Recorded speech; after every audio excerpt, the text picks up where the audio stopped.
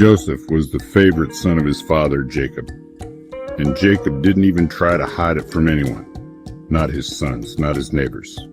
He gave Joseph a beautiful, colorful robe, a garment more dazzling than anything his brothers had ever seen. It was something that said, "You're special. You're my chosen one." Joseph wore it with pride, and everyone noticed.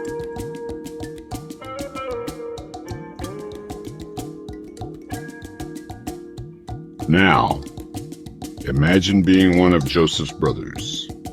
Day after day, you're out in the blazing sun, working hard, while Joseph strolls by in that robe, untouched by the dust and sweat. Jealousy started to grow, and it got ugly.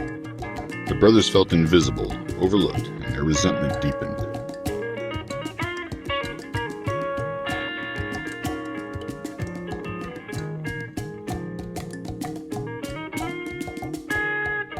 And Joseph didn't make things easier for himself. He had big dreams, literally. Dreams that seemed impossible. Dreams that one day his brothers would bow down to him. He shared those dreams proudly, almost as if he couldn't wait for them to come true. Maybe too proudly. Joseph's words stung, and the tension in the family only grew.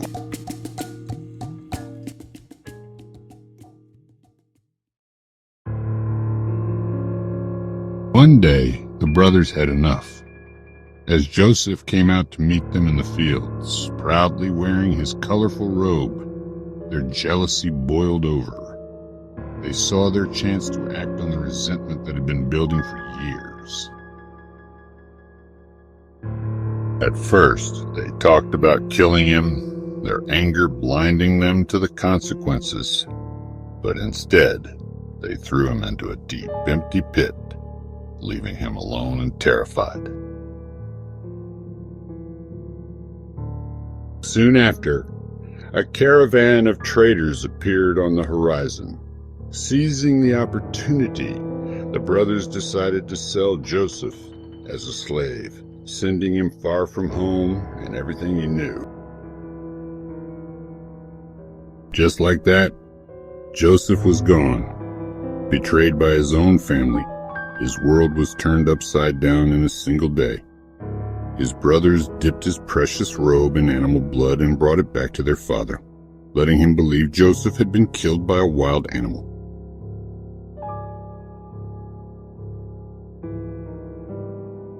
Jacob's heart broke that day. The loss of his beloved son left him in deep mourning, while Joseph's life was changed forever, setting him on a path he never could have imagined. Joseph ended up in Egypt. At first, things looked up. He worked in the house of an important man named Potiphar. Joseph was hardworking, honest, trustworthy. Before long, he was running the whole household. But then came another blow. Potiphar's wife accused Joseph of something he didn't do. And just like that, he was thrown into prison. Think about that. Joseph did nothing wrong. He stayed faithful, and still, he lost everything. But even in prison, Joseph refused to give up. He earned respect, and soon he was trusted there too.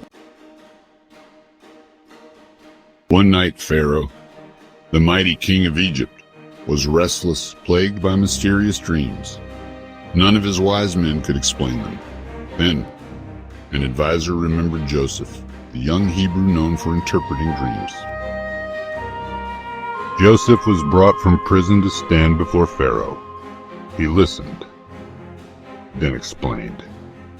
Egypt would see 7 years of abundance, followed by 7 years of famine.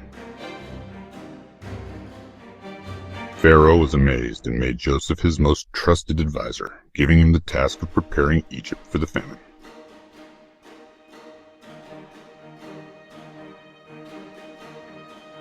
From the pit to the palace, Joseph's journey was miraculous. When famine struck, people came from distant lands, including Joseph's brothers who had once betrayed him. They bowed before Joseph, not knowing he was their brother.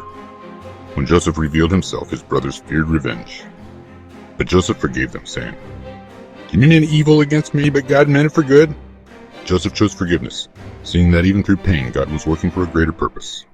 Like Joseph, God's forgiveness. Seeing that even through pain, God was working for a greater purpose. Like Joseph, hold on to hope. Your story isn't over.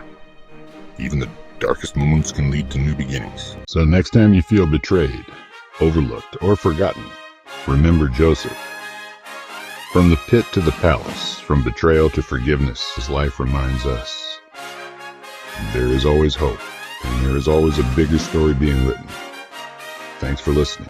If this story touched you, make sure to join me again as we bring more Bible stories to life. Stories that still speak to us today.